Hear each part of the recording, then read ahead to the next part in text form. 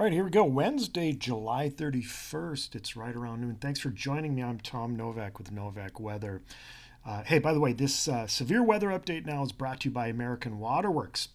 Yes, my friends there at American Waterworks, I appreciate you sponsoring this video. A lot to talk about because we have some severe weather on the way. And of course, if you get heavy rains and flooding or you have foundation issues, you give American Waterworks a call. They take care of the upper Midwest. They'll be able to help you out. All right, here's your radar summary. This is from Aberdeen, South Dakota. So here's Aberdeen here, and this is their radar. Northeastern South Dakota and southeastern North Dakota. This is the genesis now of what is likely going to be a severe weather outbreak over much of, at least eastern South Dakota, but especially southern and central Minnesota. And let's zoom out here a little bit and readjust our radar screen here. I think this area of Minnesota really needs to be on the lookout here. It would be basically from Rochester on west and north, because I would expect the line of storms to really get rolling in this area here of Minnesota here over the next 6 hours. And I'm going to show you that here in just a little bit. But again, this is the genesis. It's early for severe weather to start breaking out. It's just right around noon. Usually severe weather doesn't start out till about 3, 4 in the afternoon, but it's already rolling over the Dakotas. And these storms are going to be moving east here over time. All right, that's the reason why I have, and here it is, your severe weather outlook. Now, I sent this to everybody here last night and yesterday. Much yesterday we had this come out, but I've actually extended the higher risk for severe weather further north.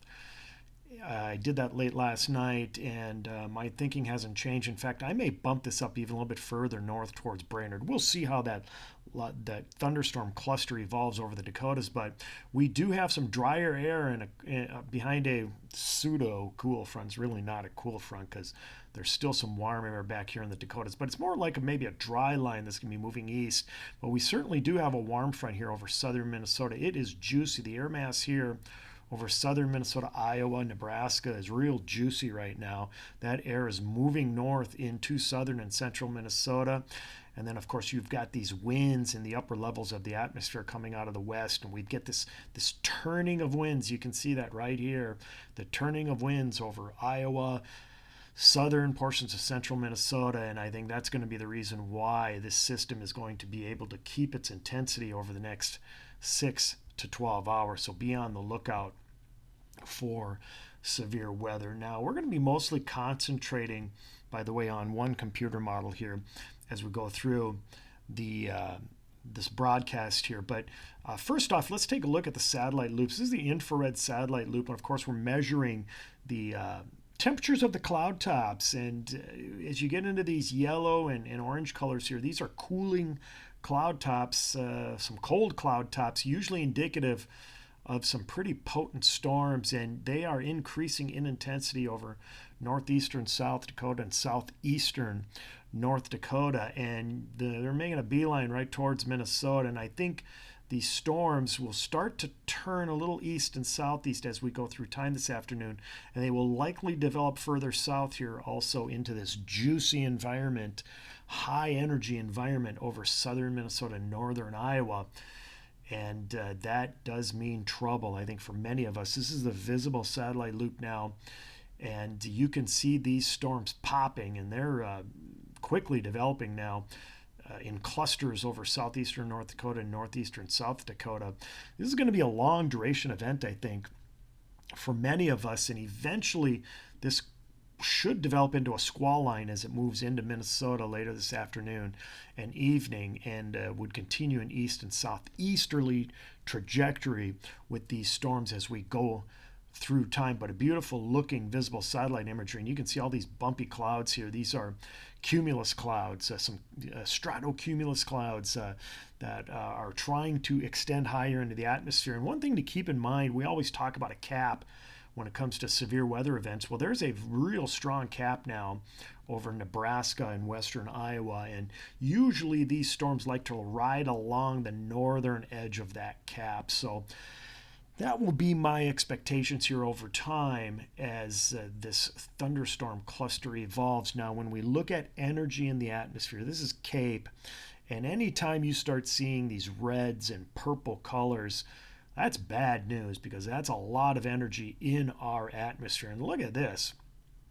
Western Minnesota and eastern South Dakota and southern Minnesota as we get towards late this afternoon. This is at about 4 p.m. this afternoon. The Cape Valleys are going to be through the roof. So there was plenty of energy at the surface and aloft over the eastern Dakotas, southwestern, western Minnesota, and southern Minnesota. And I think that this energy is going to continue to build here over southern Minnesota and northern Iowa as we go through the afternoon and early evening hours. Now, when we look at the supercell composite for later this afternoon, look at this. It looks like eastern South Dakota is a real good spot to be later this afternoon for the potential for supercells. Now, when we go into this evening, that area extends east into southern Minnesota. So as these storms continue to move east and southeast, and the potential for at least some supercell activity is there, especially over southern Minnesota. And yes, these storms will pack a punch, and they certainly could be severe at times. And if this develops into a squall line, well, then we're talking about a strong wind or straight line wind event across southern central Minnesota and northern Iowa, and then potentially getting into western Wisconsin. These are the winds at about 20 to 25,000 feet in our atmosphere from the NAM3K computer model guidance.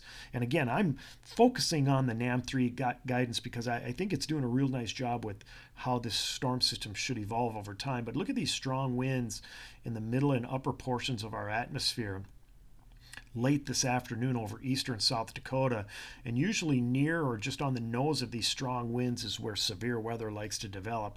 Hence the reason why I'm worried about southern and central Minnesota, because as we head into early this evening, those strong winds continue to push east into Minnesota, and I think that's going to be our time to really be concerned, especially in the Twin Cities metro, Mankato, Brainerd. I think that 4 p.m. to 9 p.m. time frame is going to be when we need to be most concerned for the severe weather activity, which would likely be in the form of a squall line.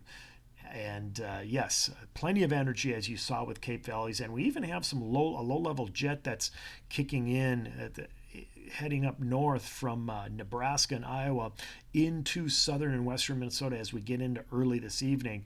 And you can kind of see that front right here, or that dry line that's pushing east into Minnesota early this evening. And I don't think there's any doubt that there's going to be a pretty strong squall line that develops over Minnesota and northern Iowa and then pushes east.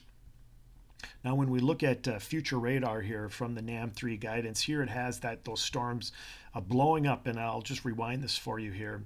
Here comes the storms blowing up right here. This is a real good picture of it by late this afternoon over Fargo-Moorhead area. This might be a little bit further east this afternoon. We'll see how this line develops, but regardless, you can see NAM3K is developing a squall line, and it's a beauty as we get into early this evening over Minnesota, much of Minnesota, especially from the Brainerd Lakes area on south as we get into early this evening. So that 4 p.m. to 9 p.m. time frame is when I would expect the squall line, and perhaps even some supercells embedded in the squall line will develop and move east, and perhaps even a bit southeast into and through much of Minnesota, and then perhaps even keeping its strength into western Wisconsin. So yes, lots to talk about here when it comes to severe weather.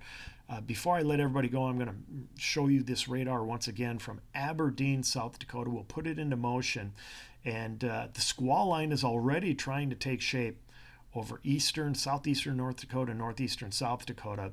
And I would once again expect this squall line to continue to develop, move east, and then eventually curve southeast as we head through the evening hours, with more development likely in this rich, high energetic environment over southwestern, south central Minnesota and north central Iowa.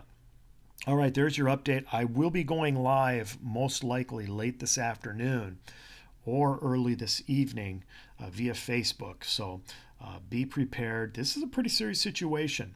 So keep an eye to the sky, and best of luck out there. Thank you, American Water Works, for sponsoring this important video. Take care, everyone.